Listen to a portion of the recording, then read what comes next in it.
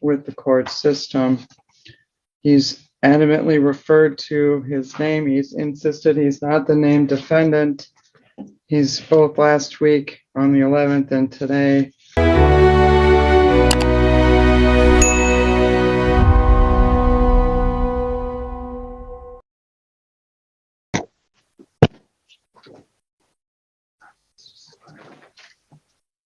People versus Damian Antonique Dante Sinclair, 22-6951-FY. Mr. Sinclair appears here this afternoon in court. Assigned counsel is Daniel Jaspin, who is in court. Prosecution appears through Prosecutor Lisa Richards. Your investigating officer this afternoon is Officer Adams. First name again? Ryan. Ryan, thank you. At least they should put the first initial, give us a little hint. All right, then. Concerning the matter, I'm just going to give a little recap of where we left off on the 11th of July. At that time, Mr. Jaspin was standby counsel for Mr. Sinclair, who had requested standby counsel at an earlier hearing, according to the Register of Actions. That was on June 21st of 2022.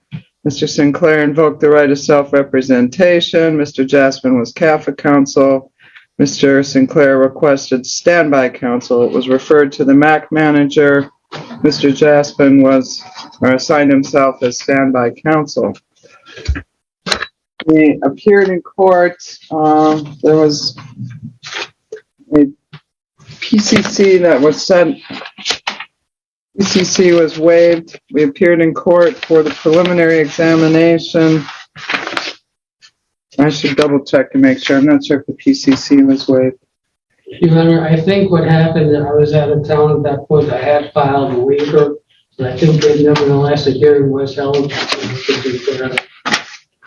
I'm not sure exactly what happened, other than the fact that I was appointed as his counsel at that point and not as his counsel.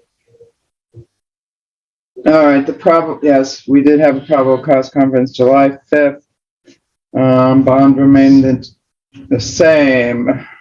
The magistrate held that, so I don't remember. All right, so in respect to July 11th, then we come up for the preliminary examination. Numerous issues were addressed. Shortly before that, I received a lengthy letter from Mr. Sinclair that was received at the court on July the 6th. In regard to various witnesses and subpoenas that he wished for his preliminary examination as well. There was a 4-page letter with looks like 26 paragraphs. Concerning the matter, then, on July the 11th, we started off in court. Mr. Sinclair was unwilling to address the court in respect to the court's questions as to whether or not he was willing to waive his right to counsel and proceed with self-representation. We had several issues that were addressed by Mr. Sinclair at that time. Some had been brought to the court's attention on the date of the hearing. Some were contained in the letter that was received a few days prior. Regarding the matter, then, Mr. Sinclair, when Mr. Sinclair was unwilling to advise the court of whether or not he was willing to waive his right to counsel, the court requested that standby counsel become assigned counsel of record. Also, various issues were addressed. Mr. Sinclair was warned repeatedly about potential contemptuous behavior. Ultimately, the court found Mr. Sinclair in direct contempt of court and sentenced him to 93 days in jail. That order of sentence was entered on July 11th of 2022. The court received a request from Mr. Sinclair that was dated and received by the court on July the 13th, asking for the preliminary hearing transcript for July the 11th. Upon receipt of that matter on July the 13th, the court did refer the matter to the court transcriptionist to fulfill Mr. Sinclair's request for transcripts on that date. Concerning today's date, then, the court has received various documents in the interim time since July the 11th. Let's see, today is the 26th. I received from Mr. Jaspin yesterday on the 25th a motion to withdraw and notice of hearing. He moves to withdraw as counsel or in the alternative for forensic examinations concerning Mr. Sinclair. Essentially, Mr. Jaspin recaps some of the chronology that the court has placed on the record today.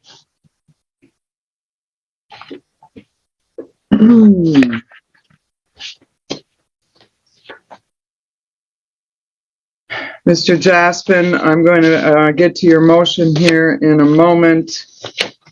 In respect to the letter that I received as well from Mr. Sinclair yesterday. Again, re-requesting the preceding transcripts. Those are on the way, Mr. Sinclair. And then there's also a request to appeal pursuant to Michigan 6.625B. Well, he claims appeal of right.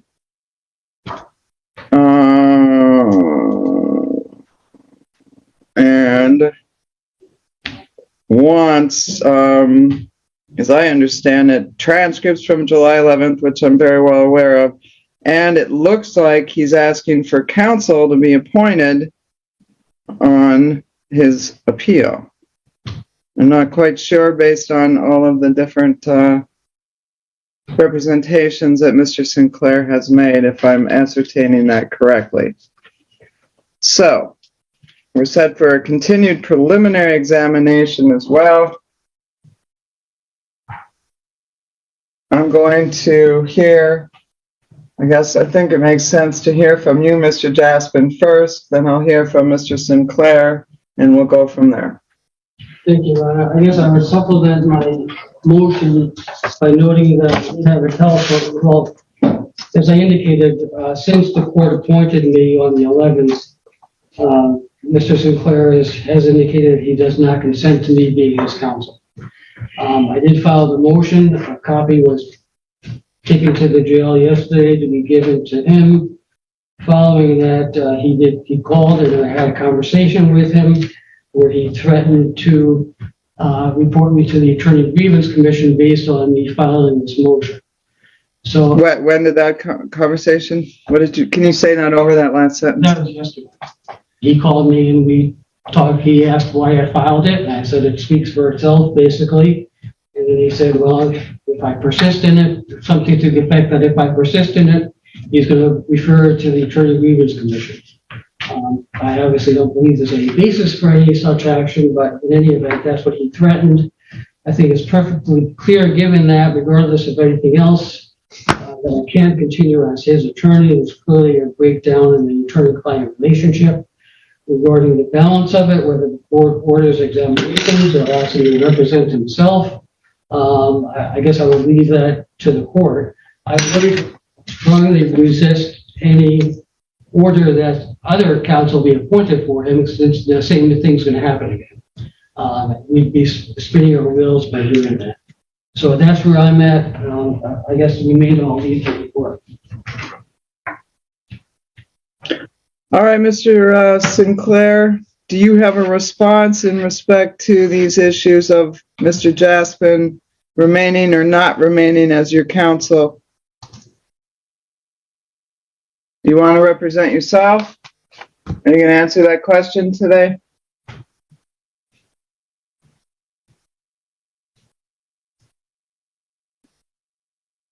Do you want to make a record? I'm going to give you the floor. Make any record that you want. If you want to, Mr. Sinclair. I'm here on special appearance for the defendant, the accused. I need to know if we are on the record. We are on the record again.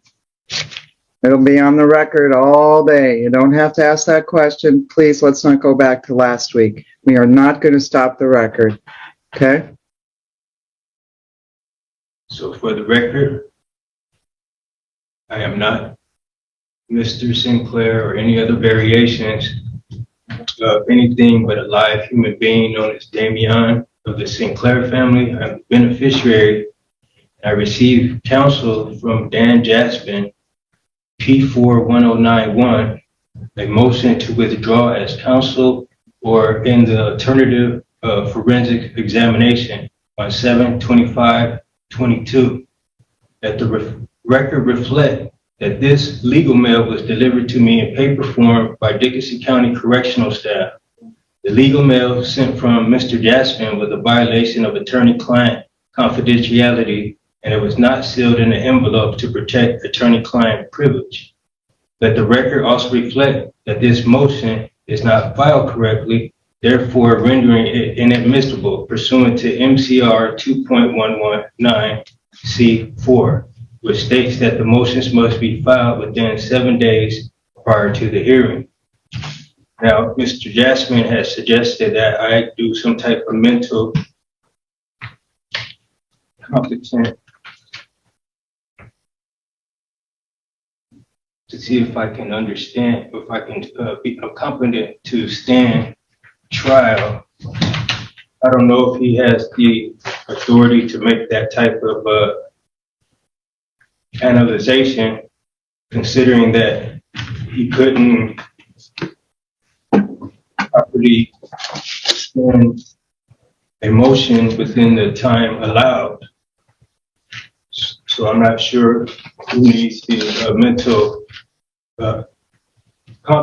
competence, but I know that I do not. As I said before on record, that I am a sovereign citizen. I am protected by the Constitution of the United States of America. Okay. I'm listening. I Keep reserve going. my right under 1 UCC 1-308.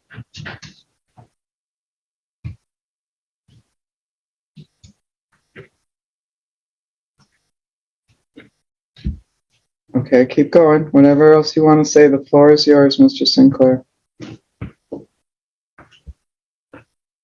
I am not the named defendant, and I must address that as long as you call me Mr. Sinclair. I'm Damian of the Sinclair family, or you can call me the beneficiary, or simply just Damian.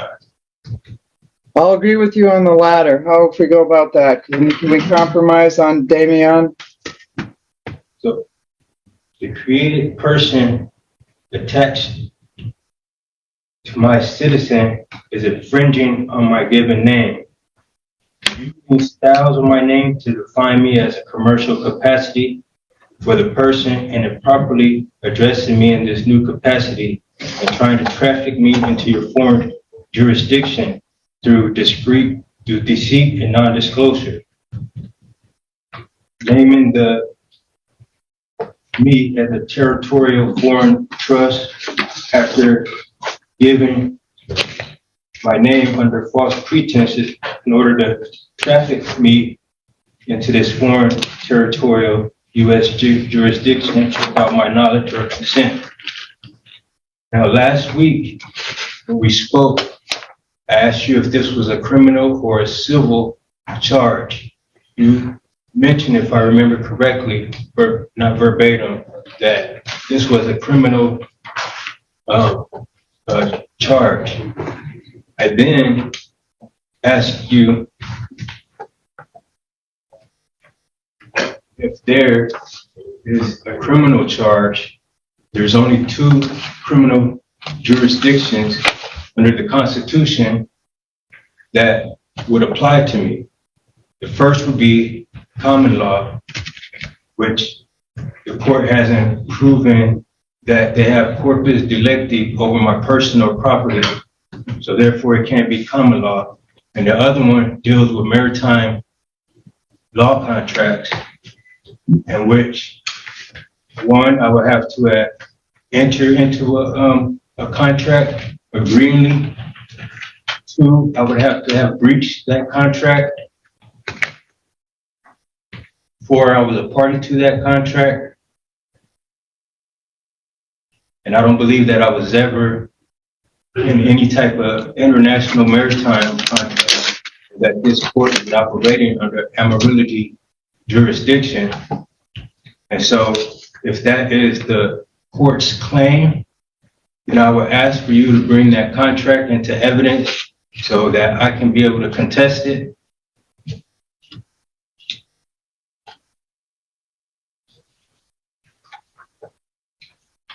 So the reason why I want the court to distinguish me from a fictitious person or entity or corporation is because I'm not a citizen of the British Crown. This court operates under a franchise that comes from the British Crown. They created this fictitious entity and hijacked my nationality and my national identity. They created a corporation under the name. This corporation created under my assumed name was not a real person. A fictitious entity or corporation can only do business or contract with another entity, fictitious entity, or a corporation. Therefore, this court cannot legally address me under those terms unless we are dealing with a jurisdiction that is made known to me so that I can intentionally or non-voluntarily accept the terms of the contract. But I do not consent to the contract because the court has obscured the jurisdiction that they're working under.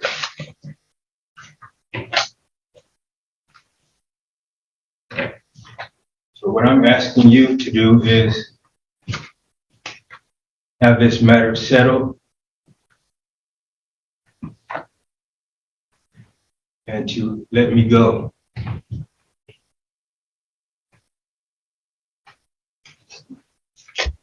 Do you have other arguments you'd like to make this afternoon at this point? Can anything I say or do be used against me?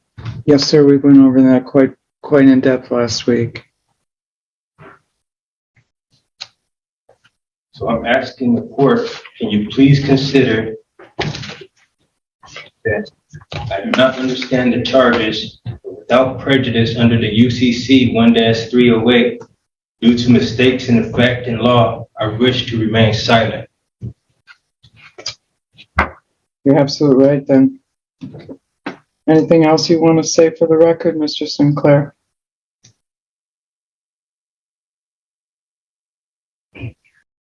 I'm sorry. Did you answer me? Did you have anything else you wanted to say right now before I rule?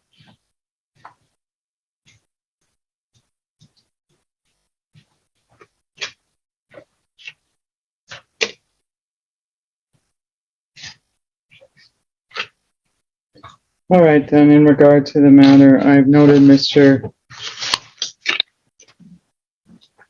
Sinclair's objections. He's objecting to the authority of the court over his person, over his name, over essentially any association with the court system. He's adamantly referred to his name. He's insisted he's not the named defendant. He's both last week on the 11th and today stated how he believes he should be referred to, in that the court does not have authority over him, in that this is not a common law matter, now a maritime matter. He's referenced UCC 1-308 and common law and maritime law.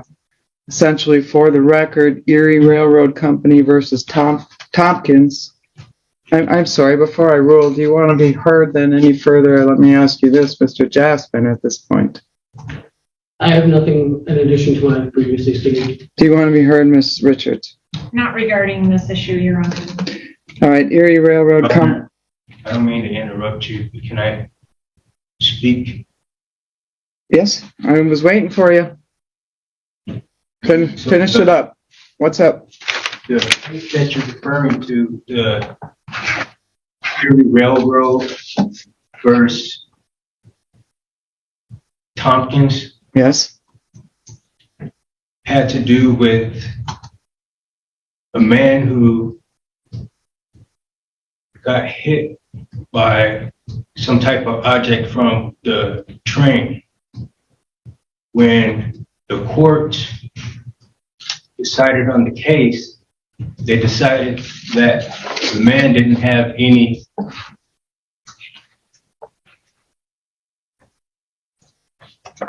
to stand on to bring the Erie Railroad Court into the attention, because the Erie Railroad was a corporation and Tompkins was addressed as. Hold on a minute. I'll hold her, Judge. What? Well, I thought that was outside. Isn't it outside? We got the window open, of course. Exactly why we can't have the window open around here. We just talked about that. Are they gone? All right. Sorry, Mr. Go ahead. When that happened, something happened where that came the beginning point of where corporations was mixed with law, and they blended the corporation together with the law. And then the next law that ended up coming into place, or the next case that came into play, was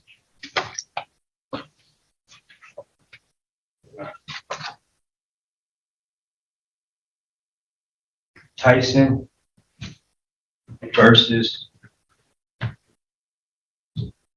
Tyson versus, and I don't know if you have a reference to these cases, but this changed the way that the court address corporations and human beings or citizens of the United States of America.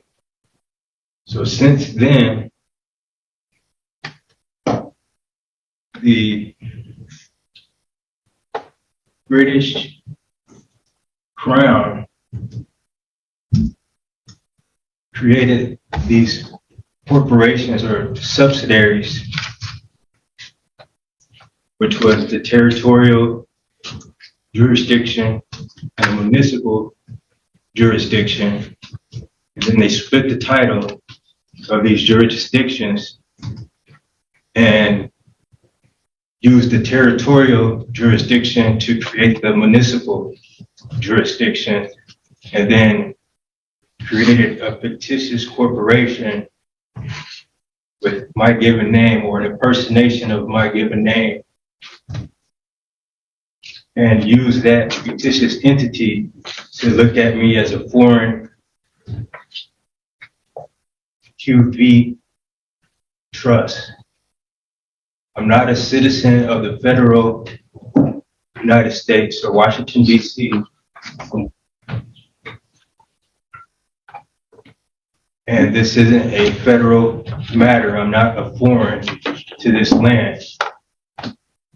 So when they are operating through this franchise of municipal courts and jurisdictional territory, you basically are, this court is basically a franchise employed by the Crown of Britain.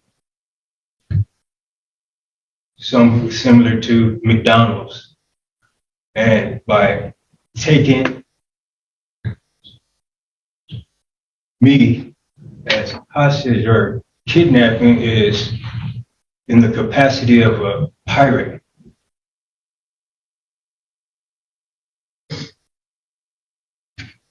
I end my argument there. All right, thank you. All of your objections are noted for the record, Mr. Sinclair. They're preserved for appeal.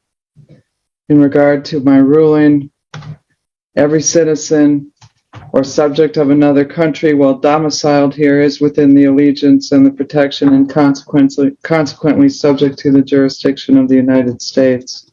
U.S. versus Wong Kim, 169 U.S. 649, page 693. That goes back to 1898. If you claim not to be a citizen, then you are an alien. That's found at 8 U.S.C. 1101 and 1481. Aliens must also obey the laws of this country while residing here. That's Khatab, Khattatab, L-E-L, versus U.S. Department of Justice, Eastern District of Pennsylvania, January 22nd, 1988. In regard to the matter, then, I will respect your rights. I've stated them for the record. They are subject to appeal.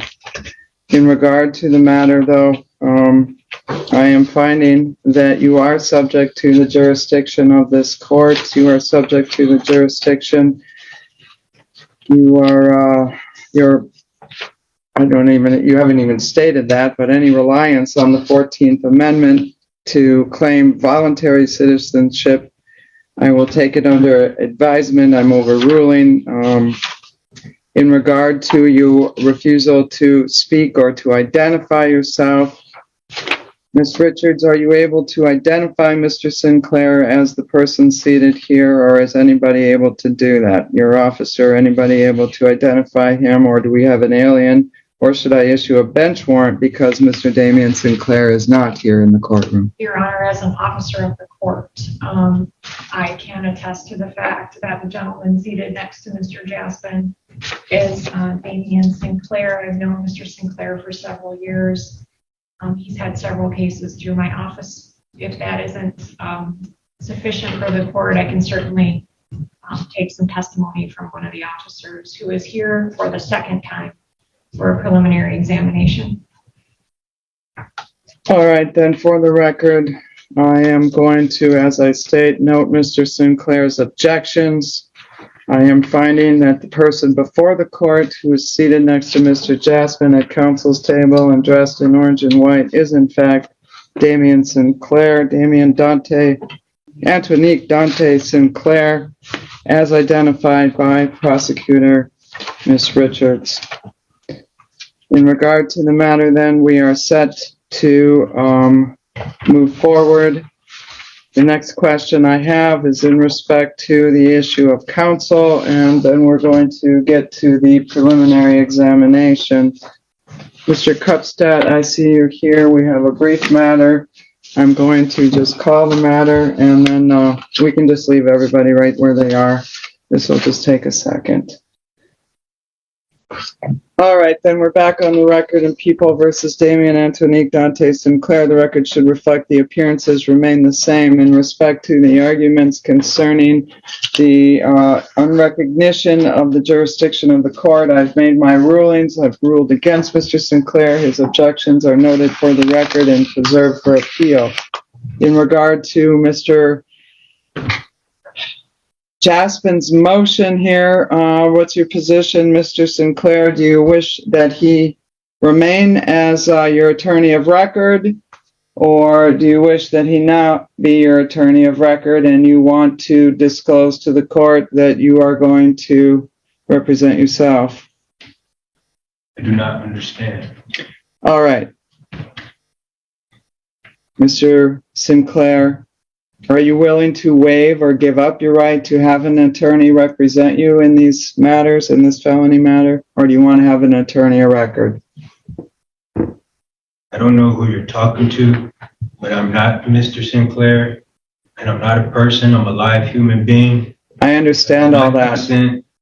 I'm gonna note that, and it's preserved for the record. The only question, I'll call you Damian then, because you said I could call you Damian.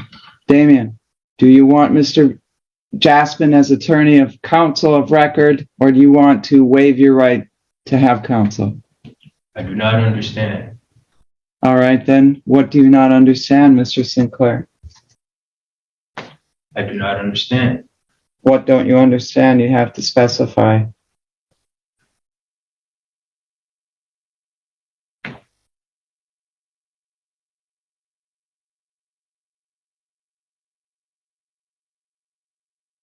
What don't you understand? I do not understand. All right, then, I guess if you can't understand, there is some legitimacy to the question of whether or not you're competent to stand trial and competent to make these decisions. In addition, the court does have the power to make the determination about whether or not I should sua sponte refer you to the Forensic Center for evaluations. And if you have such a difficult time as understanding such an easy concept of whether or not you want a lawyer or whether or not you want to represent yourself, you're telling me I'm going to make that decision for you. And then Mr. Sinclair will send you down to the Forensic Center where they can figure out if you know how to add 1 and 1 or not. All right? That's where we're going. Well, I object to the court's decision to make a legal determination over my persona. And that's noted for the record, Mr. Sinclair. So this is it. Going, gone. Last time I'm going to ask you, noting your objections for the record, do you want to proceed with or without counsel? I'm not Mr. Sinclair. I'm the beneficiary, and I demand that this court operate in harmony with the Constitution for the United States of America. All right, Mr. Sinclair, go ahead. I'm noting your objections and all your comments are on the record. I'll give you one last shot here. What do you want to say? Keep going.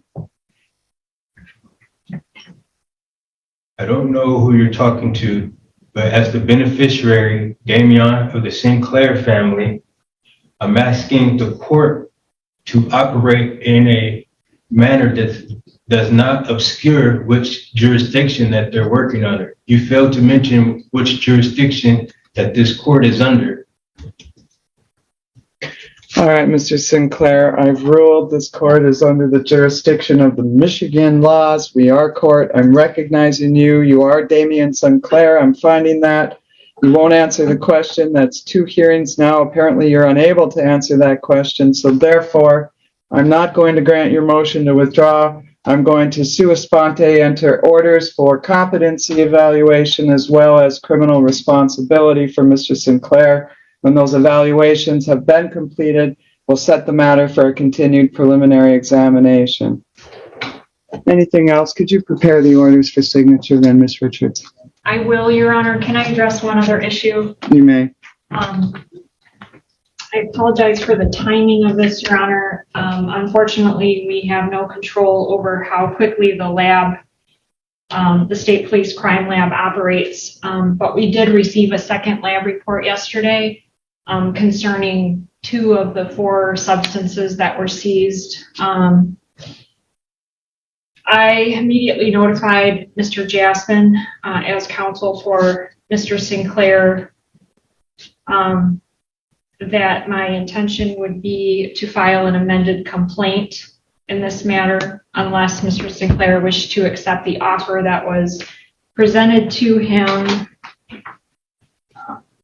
by Ms. Cass in a letter dated June 27th.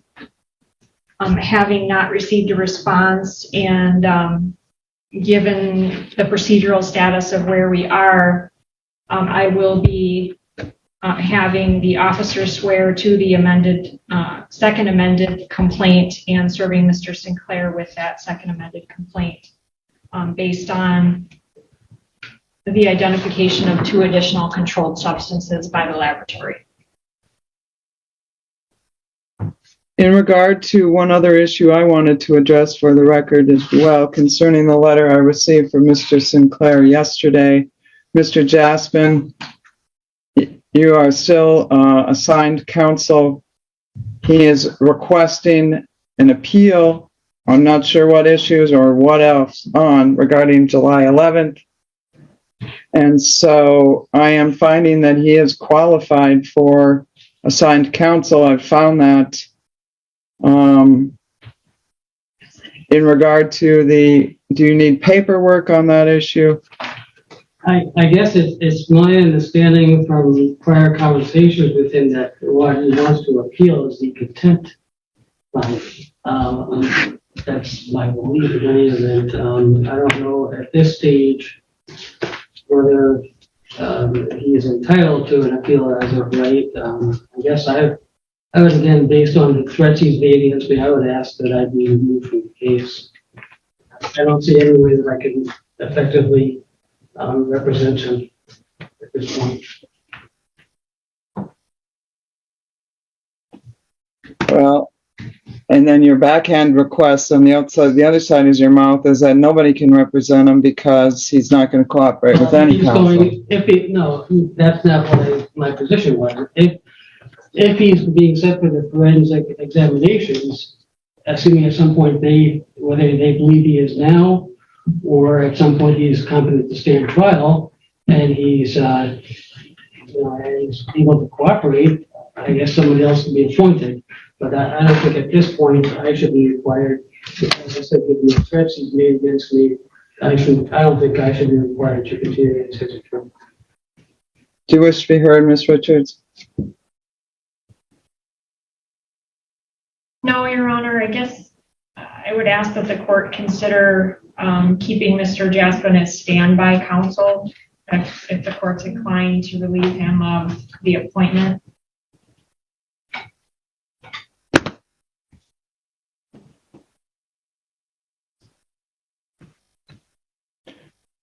All right, Mr. Jaspin, I'll grant your request, but your office is going to have to assign different counsel.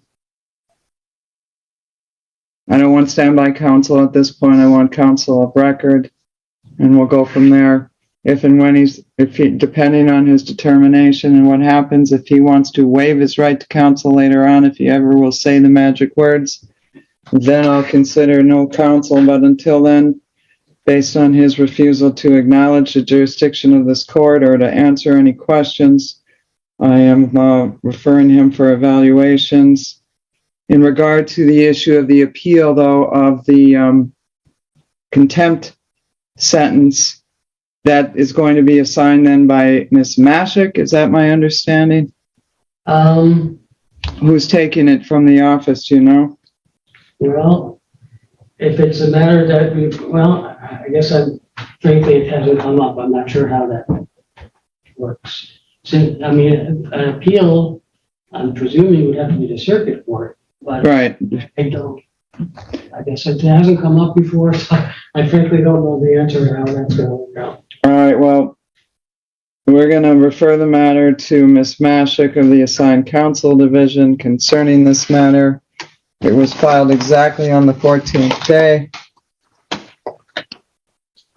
I'll sign the order finding that he qualifies for assigned counsel.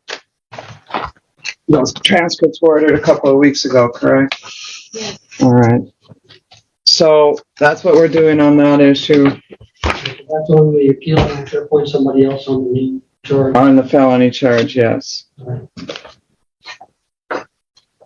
All right, then that's it for today. I'll look forward to those orders from your office. Make sure Mr. Jaspin sees them first. Mr. Jaspin, I'm going to require you stay on long enough to review the orders. Then you can file your substitution of counsel, whoever is you decide to appoint. All right, thank you. Have a good day. Thank you all. We're off the record.